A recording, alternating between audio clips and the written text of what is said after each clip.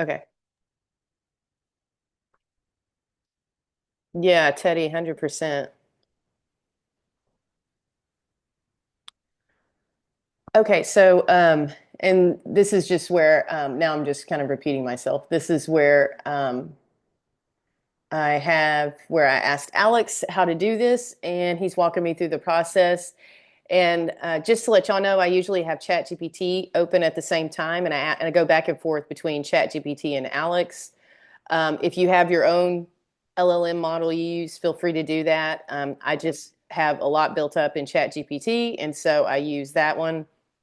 But you can also use other ones. You can use Claude and Perplexity, and oh my gosh, there's so many others. Gemini is getting really good. Um, okay, so that's how I'm doing my knowledge base, and then once I upload my knowledge base, I'm going to create Ask Suzanne, and then I'm also going to upload that knowledge base into a chat wizard that's going to be Ask Suzanne, which will be like a little wizard that you see everywhere, like on people's websites and stuff. And this is going to be a great component for, and this is where you add your knowledge base. And this will be a great addition for people when it comes to support as well as selling products and services. It'll be able to answer all those questions too. As a matter of fact, that gave me another idea while I was building this. I was like, oh my gosh, I need to upload my Passion to Profits course that I built. I don't know if y'all remember us all recording that. I need to upload that into there. And then that'll be like, ask Suzanne about, I mean, that could be an Ask Suzanne too, but it needs to be in its own specific thing, like your Passion to Profits coach, your idea to income coach, or something like that. So I was going to make that one a coach. Do y'all kind of see where it's starting to go now, and how you can put this in there and you can really make it make it unique? And if y'all recall Kim bringing up a good thought about, people, there's so much free information out there. So people sometimes are like, well, why should I pay for your stuff? And that's kind of what she was getting. And Joey did a great job of answering her. And I'm just going to reiterate that this is why what you're selling is huge value. This right here, knowledge base. You, you can create and do whatever you want with it. You can sit on your computer and just record yourself for 30 minutes, even download that transcript and upload it right into there. You can record yourself on your phone. You can go to your own notes. Your notes are literally transcribed already because, they're written. I mean, all of these things. And it's another argument for, and I hate to say this, I mean, Sully and Tom, y'all will hear me on this one. It's a really good argument to get away from keeping your notes like this. Even though you can put your hands on them real fast, you know exactly where they are. And I love reading things. And we should never forget how to write, but, especially in cursive, that's just my thing. But it's really, you can see the value of starting to digitally keep everything everywhere. Well, Um, there's also tools now that you can scan handwritten notes and they can transcribe them, and then you have them in the database. So you get the benefit of physically writing it out because I think it locks more into your brain, but you can get the benefit of both. Well, then there's also that digital notepad too mhm. that you could. There's somebody at work that's got one of those, and you just carry it around like a regular something like this, but you just open it up and write your things in your own handwriting, and then whenever you're done, you hit it and it digitizes everything and sends it over as a, I don't know what the extension is, but yeah. Ooh. Plus, it would serve two purposes for me because one, it would get things a lot more organized for me and digitize that, but it would also clean off the surface of my desk, which makes me very happy. Like minimal crap on my desk, but it always seems to find its way right in my workplace. So Absolutely. I totally get it. I went through my post-it notes over here. Thank you for sharing that. That I need to look into that digital stuff. I know it's out there. I just haven't actually gone and invested in it. I know it's out that there though. that one that it's and I'll try to look up the name of it in that digital notepad type of thing. But it's I think the last time I looked at it, it's got a healthy price tag to it. But I think that in the end. Solves a big problem. Yeah. Yeah. Well, one of the things I can do for next Wednesday, which is New Year's, is I can use that as a topic Oh, heading that's into good. the new year. And we can kind of share the kind of things, because what you're working on, this would be a great way to capture what you're working on. Hmm.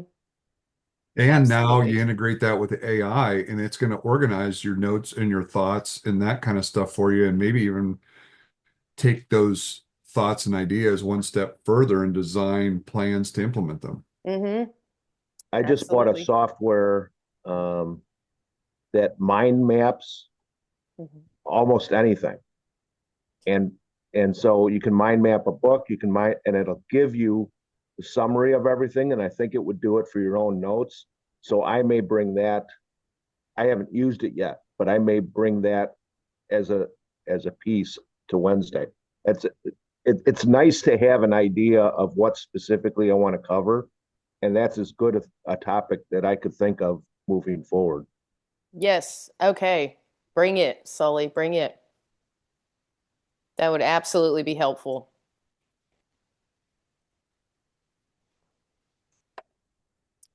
Oh, Teddy's got to go. Okay, so I guess the biggest thing is like, can you see the value of all this and how it starts to unlock pieces? And you can even have like, when you're making this knowledge base, you can break it up and have it very specified. Like I'm going to have one that's just the passion of profits recording from that course. And so that app is going to be like, the idea to income coach. And these are just examples you can use. Y'all may have something different or, well, of course you're going to have something different. We're all different. But there could, You can call them your knowledge niches, knowledge niches. Yeah. because then you're segregating the things that you want to focus on in each aspect of your life.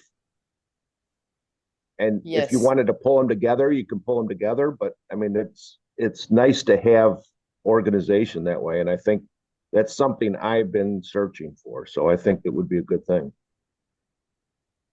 Very cool. Very cool. Yeah. Wow, that's pretty nice, Tom. It is a little bit up there, but that does solve a big Yeah, it problem. is. Yeah, I was like, ooh. Yeah, but that's what it is. It's called remarkable. And I just thought that was it was really cool. That is But cool. man, 600 bucks, that's It's That's pretty remarkable that people are paying that much. it's very remarkable. right. But it's what do they say? It's you charge not based on how much time it takes you to do something, but the size of the problem you solve. Yeah. Yeah. They solved a big problem, and they're yep. So no, that's cool. I'll have to look at that or see if there's something else out there that's kind of like it too. All right. Well, I'll be interested to see what you bring there, Sully. That'll be cool. Well, Speaking of and that, everybody can bring their own ideas too. We can just kind of brainstorm together. yep. Speaking of that, I cleaned out one of my emails and got it down to like 20. I was because of that video that guy was saying, like, clean out your closet, put your emails at 0. I was like, all right, here I go. And I'm like, delete, delete, delete. I was like, I just did the shift and like deleted all of these emails. I was like, oh, look, I didn't even miss them. That's great. So, You feel lighter, don't you? yeah. Get light. Get lighter. I did the same thing, Suzanne. Did you, Miss Donna? Yeah, high five. That's cool. It feels good, right? I didn't go into my big email and do that yet though, but it's coming next. That one's gonna feel really good. And then gonna hit the closets. It's like, okay, let's just start. Let's go. Let's go. Let's start using this stuff and moving on it. I'm ready to get the rent a dumpster. Yes. The driveway. Right. Or Need load that shit into too, it. Tom. Your environment makes a big deal. It's huge.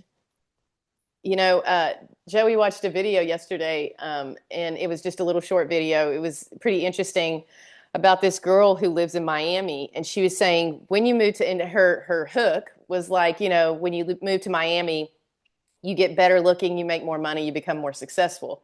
And so then you click on the video, and she breaks it down, and she's like, when you're in Miami, you are in an environment where everyone is like, it's expensive to live in Miami. So you have to make a certain amount of money. So everyone is out there making money. And so they have to actually have something that is successful. And then you go into the coffee shop or you go grocery shopping and you're running into these people. So you're networking everywhere you go and you're getting to see these people in the gym and in the elevator. And so you're increasing how you do business as well. And so that was kind of her argument of whenever you move there, all these better things happen because of the environment you put yourself in that functions at this higher level. And I thought that was really interesting. And it kind of ties back to clean out your email. Like that gentleman was saying, Jesse, what was his Just name? Isler. Isler. Thank you. Jesse Isler. And you're cleaning everything out. You're creating the environment and the space for you to have the highest amount of momentum and success and go to that highest level. So it's kind I of saw interesting. another video yesterday. This guy was talking about, and I forget who he was. It was somebody famous. He was talking about how changing your location can make a huge difference in the amount of success you have and the lifestyle you have.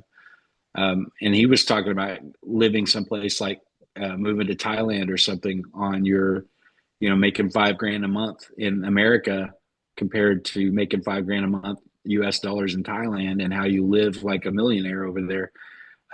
He's saying a lot of the wealthiest people will just move somewhere where it doesn't cost so much to live and live a much wealthier lifestyle. So that's another way you can look at your environment. Your environment has so much to do with it, whether it's your own personal environment and what you let come into your head and what we work on every single day, or who you're around every day in the real world, and especially who you're around every day in the real world. Because if you work so hard on it like this in the morning and spend your time listening to books and everything else, you're fighting to keep it that way when you go out in the real world in most cases. But if you move to a place where people have a much they're not stuck in the grind and they have a much better attitude and they're more jovial and happier, you're going to be the same way. You're not going to have to fight it as much. So it's important to know your surroundings are contributing to your goals. Well, I think sometimes, and that I'm not saying everybody should move, but I think sometimes when you move, being aligned with the identity that you want is easier because people don't know you. So they don't bring you back to your old identity. That happened to me whenever I moved here. No one knew me. Like, I don't know anyone here. I mean, I know a few people now, but I sense that was a huge part of your ability to change your mindset. mm-hmm. Yeah, it's, every, and it's around Christmas time that I notice it because, you're communicating with family more. And I notice it the minute I get on the phone with them, with my family, because that's who I was around the most. They just don't go any further than where they are. And there's nothing wrong with that. It's just a choice they've made. And I choose not to do that. Now, the problem comes in when I'm judged for wanting to go to a different level. And so the acceptance has to go both ways, but it's Also there's also I've seen where when they're talking to you, your family, you may always hear the negative or the things that you could do better or any of that. When you're not there, they may be talking, they may be very proud of you and talking a lot about you in a positive way that you never hear. I've seen that over and over in a lot. Well, I can see I how that mean, would happen in a lot of circumstances. I'm pretty well, sure that's not happening in this one, but I've been well, wrong I before. understand that, but but God works in many ways, so you never know. True. The best and the worst things, the worst and the best things are said behind your back. And Yes. I do understand that, Sully. And I appreciate your eternal optimism on this. And you could be right. You could be. Well, I've been wrong so many times before, so I could be wrong too. I like thinking I could be right on this one. Yes, yes. Well, we'll go that way. Let's go that way. That's so much more better, or so much better to stay in that mindset. But speaking to that, what y'all are saying, absolutely 100%. I felt very, very free in a sense when I first moved here because no one did know me. And I remember going to Chick-fil-A and you have to give them your name as you're going through the drive-through. And I'm always like Suzanne, Suzanne, and everyone screws my name up. They're like Stephanie, Susan, and so finally, my middle name's Michelle, and I was like, I'm just going to start telling them Michelle. No one screws up Michelle for some reason. So I started just saying Michelle. And so every time I order something, I'm like, have to give someone a name. I'm like, Michelle. They never screw it up, by the way. And then I thought I should have just come here and started going by Michelle. That would have been like so easy for everybody. No one would have screwed it up. And the thought hit me, you could have done that. You're telling them who you are. They're not telling you who you are. You're telling them. And every time you say your name, this is who I am. You can call me Michelle. It was a pretty eye-opening experience because while I traveled a whole lot at one time in my life, I ended up coming back because actually in the beginning I needed help from my dad with the kids, and he helped me. And so I came back to where a lot of my family was geographically located. And yeah, there was not a lot of progression that could happen whenever I was in that place. And not many people there are progressing and evolving. And that's fine, but that's a choice they've made. So I believe that geographical change although wherever you go, there you are. So you can't run from things, but I believe absolutely 100% in geographical change. I saw that with guys that I went to high school with. I went into the military a month after I graduated high school. And then coming back as I evolved and grew, I never lived back where I grew up at. Now I would always come back to my parents are still up there, my family's still there, that kind of stuff. And then I'd go back and then spend some time with some of my friends, and the mindsets are very closed in. I mean, they're very focused on their little world, and a lot of them have never left there. Mm-hmm. They're still back there to this day. And their perspectives on things are very narrow focused. I've been all over the world. I've lived all over the country. So in a lot of different people. So your perspective in the way that you view your worldview is changed by that, and it's broadened. So yeah, there's definitely something to be said for that. And that's the neat thing about, you can go wherever you want to go and Mm-hmm. do whatever you want to do. It's that free will, free choice. Mm-hmm. But you're absolutely right, Suzanne. You can't, it's one thing to go somewhere and start over again and have that change of mindset, but you can't run from your problems. So if there's some baggage that you're taking with you, you got to deal with that. But it is refreshing to get away from that closed mindset. Mm-hmm. I like the way you said that because you will see the baggage very quickly. Also, Yeah, when you because move, that's all you got. yeah, it starts It's just your everything got baggage. shaken up, and it's like, what's Yep. real, what's not? Let's put all the cards on the table and look at every single one of them now. Not just the Yeah. ones you like, but the ones you don't even know are there. And in a way, that's also therapeutic for somebody that's trying to improve themselves as well and deal with their own baggage if they're trying to identify it, and if they know what it is, deal with it. Right. You remove everything else like that, and you're going to a new area where it's just you and your stuff. So Yeah. And I have a belief that when you have a relationship, it's in intimate relationships that you will find out the most about yourself. And they're not there to make you feel all good and warm and fuzzy about yourself. Not that they're there as a harmful thing, but it's there as a mirror to show you what you need to work on. What do you want? What do you believe? What do you want to change? And so coming here and then having Joey be my mirror, sometimes I'm like, I don't really want you to point that out to me, but there's growth that it's like, that's exactly how it goes. It's not just one thing you bring all of it, just like you said. And with us, there's a whole new dynamic. I didn't mean to go into this like deeply personal thing. I just kind of want to point out that it's unique because now the kids, instead of just coming to me to say things, now they'll hear Joey say something. They're like, yeah, you do kind of do that, mom. It's like they have a little bit more courage because in the beginning, if they piss mom off, that's it. That's all they got. They just got mom. And if they lose mom, where are they? And so they kind of, it, in a psychological, subconscious kind of negative way, they want to please mom.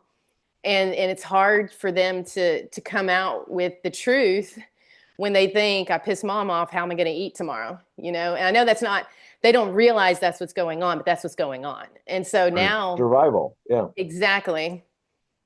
And so now there's actually a more of a balance, which I believe is a more natural way of being a family. Because, and it doesn't matter if it's a grandparent. To me, it doesn't matter. But you got to have you got to have your crew to raise kids. You really need a crew to raise kids. Okay, I'm really going down a No, path here. you're hitting, I was just thinking while you were talking, we were talking about you relocating for that, and you bring an interesting dynamic because it's not just you, it's your kids too. So they're affected and part of that evolution, that change, that different perspective as well. So not just working on you, but it's also affecting your children for better or for worse. Mm-hmm. But what you just said too is absolutely accurate as well, as that balance, because me and Melissa just had that conversation last night. We went through a lot of dishes yesterday. I mean, we were making food all day long and that kind of stuff. And, we expect the girls have got chores around the house, and time after time after time, Melissa will tell them, hey, I want help me put the dishes away. Help me do the bathrooms, help me clean, help me put the clothes away and laundry. And oh yeah, mom, well, after this is done, and then nothing gets done. Well, after all day yesterday, I have I a had husband a like couple that. of times too, and they kept on putting it away, and then dad blew up. Mm-hmm. Dad put on his dad voice, Mm-hmm. and our oldest went upstairs crying, and Melissa came back downstairs. She said she's crying up there. I'm like, and I'm sorry that she's crying and her feelings are hurt, but there's things that need to be done in this house, and we have spoken nicely, asked numerous times. It wasn't just fly off the handle like this, but it needed to be done. And sometimes it takes that dad voice to get action. And then we had a long talk after that about responsibility and her age and where she's wanting to do and the things that she does great and the things that, you're throwing a little bit of fit because we ask you to put dishes away. You come in there real quick, pout and throw them in the dishwasher, turn around and leave. And yet the kitchen is still a disaster. There's water all over the sinks, the countertops, there's still stuff. Take some damn initiative. So anyway, I'm going into more than needs to be, but the point of that is that it doesn't take that balance of having the father figure and the mother figure uh to kind of teach. So I know Joey probably appreciates you saying that. There's a lot of times where he's like, you're the nurturing one. You've always been the nurturing one. Now there's a different element there. And yeah. it's I read somewhere a guy said, you want the kids to feel loved, but they need to think dad's just a little bit crazy. They're just not sure about dad. It's okay for them they can go to mom's the nurturing one, but you just need to think dad's just a little bit crazy and you're not sure what he's going to do. So they're kind Yeah, of they're scared to death of me. I've never done anything to scare right. them. They act like he beats I'll them. be like, "Hey, can you guys come in here for a minute?" And they'll be like, "Are we in trouble?" I'm like, "No, I Right. just wanted you He to come in here." he goes up one octave, like you're saying, Tom. He goes up one octave, and all of a sudden it's like, ooh. Like all of a sudden they're like, okay, tiptoe quietly, and I'm like, why like what is Haley one time she said she was afraid to say something to Joey. I said, why are you afraid to say something to him? Because he might get mad. I go, when has he ever gotten mad at you? It's like there's no history or pattern of this, but there's that ethereal or that there's this energy. A lot of things are spoken. We communicate all the time without words. Right. So it's I hear what you're saying. Yeah, I kind of attribute a little bit to. Do you remember that dog trainer? I can't remember that guy's name. Caesar Milan. But Caesar. Mhm. Caesar, he always talks about that That's where I the got that from. calm assertive energy. Yes. And I'm like, that there's something to that. Sometimes that calm assertive energy comes, it's not so calm anymore. Yeah. The first level of force is officer presence, right? Yes. Yeah, you're exactly right, Joey. Yeah. Officer presence. It's Animals it's animals how you keep you carry in yourself. that It's vibe. how you hold yourself. It's how Mhm. you standing tall, chest out, you're clean, your shoes are polished, your boots, Yes. So versus another one that looks like a soup sandwich that you're Right. like, I'm not Yeah. gonna. Yeah. Whenever you do a dance audition, they call like they'll have one role and one job, but they call like a certain amount of you. It's like a cattle call. And so they'll call your numbers, you get numbers. They call all of you out there. They teach you a dance move to see how fast you can learn it. And then boom, you go. And then they just start picking you off and you go to the next level or you don't. But they throw a whole bunch of you in there in the beginning, and there's only so much physical space. And one of the things they're seeing is how you claim your space. And as a dancer, the first thing you do, because you're going to have to do moves where your arms are out and you're spinning, is claim your space. And you don't know any of these people you're around usually, and they're all bitches usually. So you have to go in there. It's cutthroat. And you go in there and you have to physically claim your space in just the manner that y'all are talking about. It's a very similar So it's fashion. just like the pose off in bodybuilding when they get in front of the other guy and flex, push him off to the side. Same thing in Joey's doing dancing. this motion right now. Y'all You, can't see him. you got to show them where the beach is at. Yeah. Beach is Show The not where bathroom is over that there. way.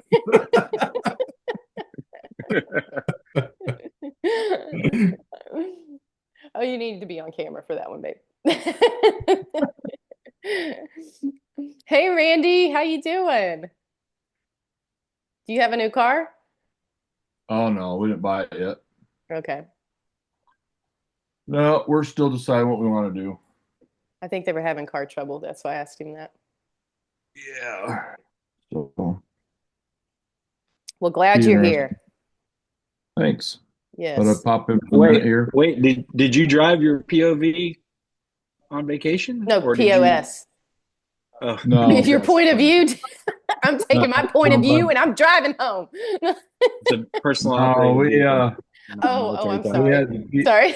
we had No, the but problem with the POS before we left, so we took mine and left hers at the shop.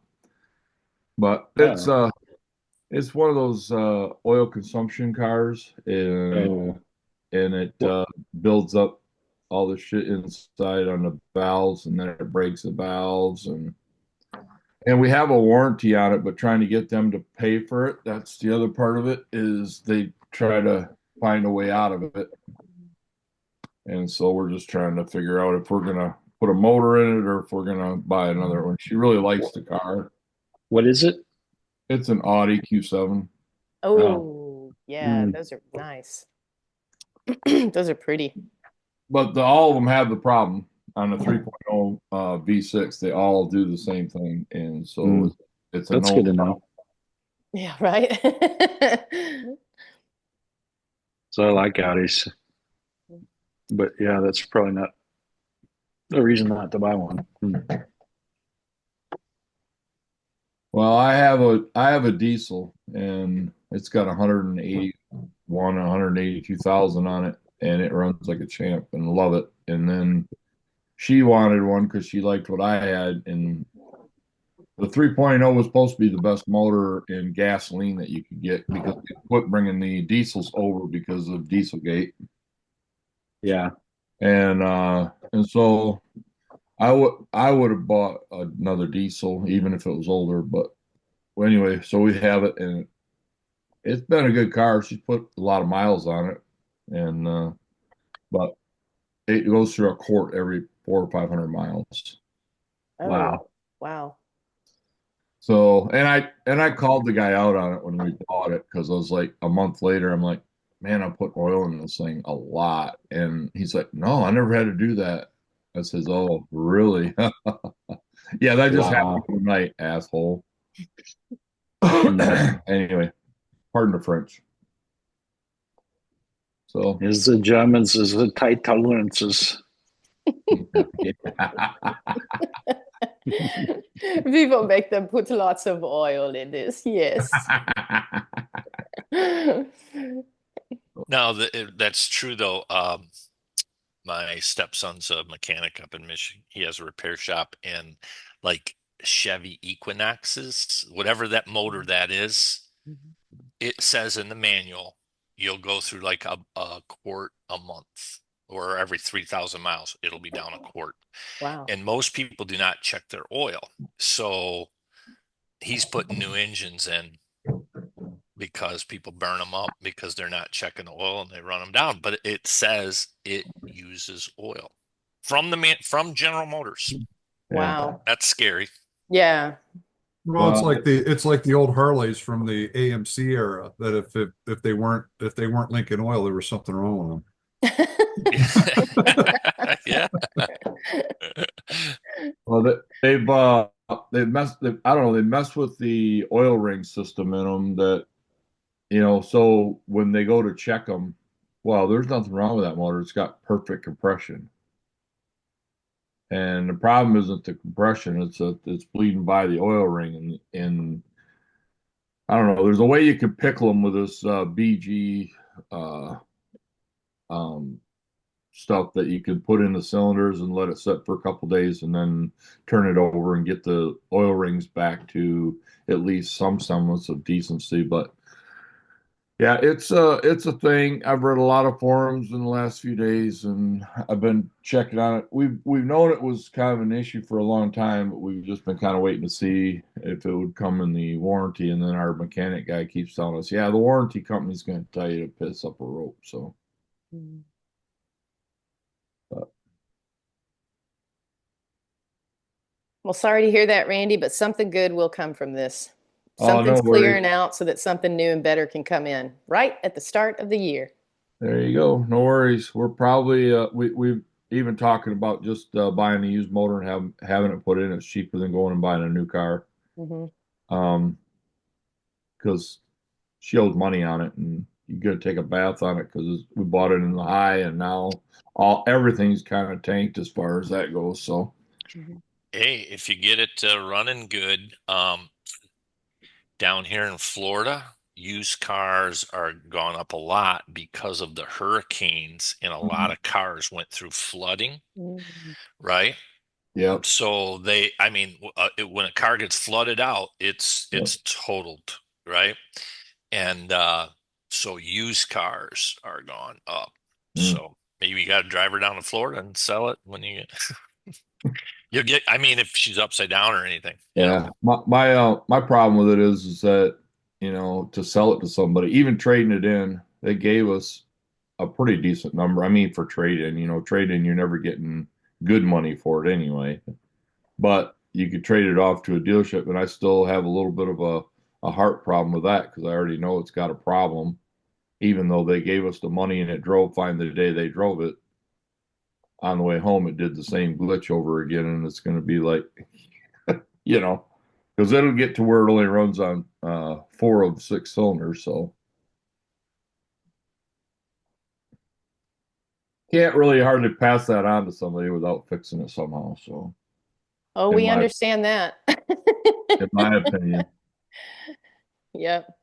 I mean, that's why we're in the situation we are is because the guy had no moral compass that did it to us. So, you ask all the right questions, and oh no, it runs great. Nope, not having any issues with it. Nope, nothing. And then, so it's fine. I hear you, Randy. Another blip in the road of life. It's not that big of a deal. It ain't life or death. Yeah. Joey spent a lot of time fixing my Infinity before because he didn't want to sell somebody a piece of crap, and that was later on. That was going to work for a little while, but eventually they're going to have some problems. So he did the honorable thing and fixed it, and threw some tools and cussed a little, but he fixed it. Made a lot of trips. A lot, not a little, a lot. Fabricated things, found out a whole lot of information. So now it's like, dude, we just need to get Infinities, fix them, and then and then sell them because you know how to fix them now. So You can pretty much take the whole thing apart with a 10 millimeter. Yeah. Yeah. Joey did it 3 times. Well, that's better than the American stuff because you have to I have a did it 6 times. Oh, 6 times. Yeah, I took the intake off of that thing 6 different times before I finally got everything right and got it where it would run right. It was crazy. Well, that's the caveat that everybody talks about. Hey, don't rebuild that motor. The tolerances and everything are so tight on them now, it's really hard to get them back to square one. And I'm like, yeah, I get that, but somebody's doing it. Hmm. Yeah. Right. Well, there's some aftermarket Audi guys that get some hellacious horsepower out of those engines, so they've got to be pretty good at building them, Yeah. or they wouldn't stand up to that. Well, if it was me, I'd buy a 2015 that was wrecked and put the diesel out of it into and swap the whole thing out and put a diesel in it. Mm. Well, you can go to Copart. You probably find you a wrecked car there. But a diesel swap is probably a lot of work. Oh my gosh, dude. I'm The not even, tank, no, everything, yeah. I don't have the time or the energy for that. I know what Yeah. that is. Yeah. It's easier to go from diesel to gas because I've done that and I know it's going to be twice as hard to go the other way. So You might be able to find you a good wrecked car with a great engine out of Copart, though, and get it cheap enough that you can just pull everything you need and then sell the rest of it off. right, then you got to sell the rest of it off. I found an engine. They're talking. For a new one, they're talking like 18 to 20 grand, and I'm like, no. I found one with 63,000 on it for like 5 grand. So Wow. Yeah, you might be able to buy the whole car if it's wrecked. You could probably buy the whole car for anywhere from 2 to 5 grand. Yeah. If but you got to make sure the engine's good if that's the case. And you can usually, if it's wrecked but it's still running, you can usually start them and see that they run and see how they run and everything too, which is pretty cool. You can go look at them if it's a local lot, or have somebody go look at it to start it up. Where's Copart at? That in Florida? All over. No, they're all over the country. Oh. You can some states won't let you bid unless you got a dealer's license, but most of them will. Huh. You can bid on certain cars, wreck cars and stuff usually. Hmm. Some won't let you bid on other auctions, but they'll let you bid on the wreck cars. But yeah, there's all kinds of deals on there. Oh, cool. Yeah. Just go on there and search it and see. There's usually a lot pretty close to you. And those you can go in person and check them out beforehand.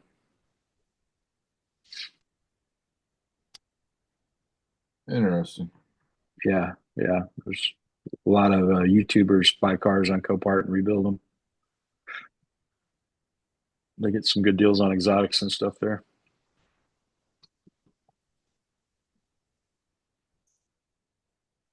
All right. Anybody got any last minute thoughts, ideas, questions, comments? Lots of good stuff today, y'all. Very diverse.